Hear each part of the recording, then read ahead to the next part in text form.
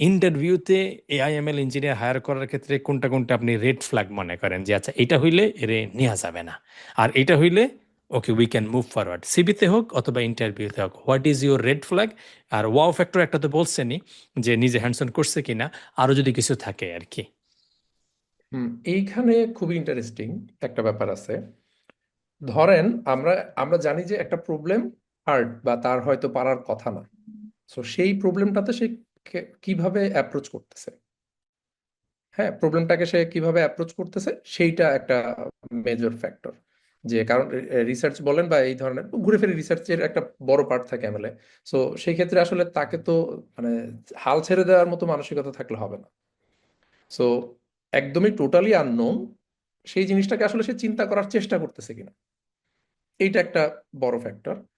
এরপর আরেকটা কাজ আমরা যেটা করি সেটা হইতেছে যে সিমিলার একটা প্রবলেমকে আস্তে আস্তে আপনার কমপ্লেক্সিটি বাড়াই।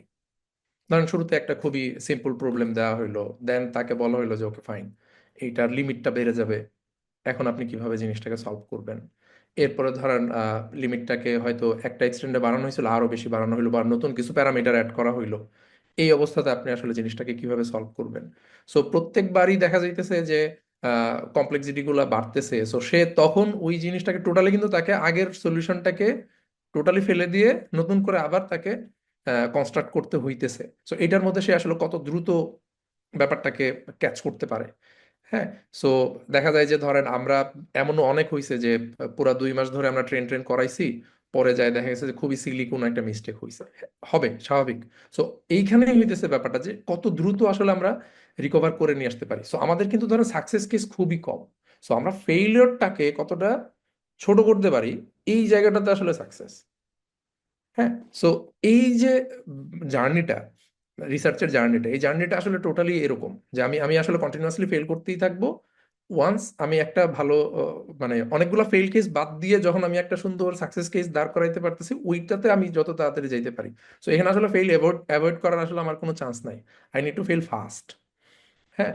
সো এই যে ব্যাপারটা, এইটা টোটালি ডিফারেন্ট মাইন্ডসেট হওয়া লাগে মানে নর্মালি চিন্তা করলে, বিশেষ করে রিসার্চের ক্ষেত্রে, কারণ টোটালি আননোন ফিল্ড এবং আপনি আসলে নিজেও জানেন না যে এটা কতটুকু কি কাজ করবে, বিভিন্ন জিনিস ট্রাই করে যাওয়া। সো তাদের মধ্যে এই জিনিসটা থাকে আর হইতেছে রিসার্চ টোটালি একটা ডিফারেন্ট লাইফস্টাইল। সো কেউ যদি মনে করে যে হ্যাঁ ধরেন সফটওয়্যার ইঞ্জিনিয়ারিংয়ে ভালো ব্রিদিং স্পেস আছে, বাট এআইতে ব্রিদিং স্পেস আপনি নিলে পরে আসলে আপনার জন্য আর মার্কেটে স্পেস নাই। হ্যাঁ। সো ব্যাপারটা আর কি ওইরকম যে তার মধ্যে ওই ওই ওই ইয়াটা আছে কিনা, এটা আমরা খুব বেশি দেখতে চাই যে বিশেষ করে এআই টিমে আমরা, এমএল টিমে ধরেন ওয়ার্ক লাইফ ব্যালেন্সের যে ব্যাপারটা, এইটা যারা সিক করে আমরা তাদেরকে সিক করি না। সো আর যেটা বললাম যে ধরেন প্রবলেমের হার্ডনেসটা বাড়ানো, এইটা একটা ব্যাপার। আর একটা হার্ড প্রবলেমকে সে কিভাবে আসলে আহ, ইয়া করতেছে, রিচ করতেছে। এবং এখানে আরেকটা ধরেন খুবই যেটা বললেন যে একটা ওয়াও ফ্যাক্টর কিরকম, যে হয়তো সে হার্ড প্রবলেমটাকে শুরুতেই ইয়া করতেছে না, অ্যাপ্রোচ করতেছে না। সে হয়তো বললো যে আচ্ছা আমি এই কয়েকটা প্যারামিটার বাদ দিয়ে একটা সলিউশন চিন্তা করি, এরকম হবে। দেন ওই নেক্সট প্যারামিটারটাকে অ্যাড করে নিয়ে সেটাকে সে ডেভেলপ করার চেষ্টা করলো। সো এই ধরনের আর কি ধরেন একটা মাইন্ডসেট দেখলে পরে আমরা তার মধ্যে ইয়া করি। আর যদি কেউ দেখি যে লিভ করতেছে, সেটা সেটা definitely red red flag. Flag.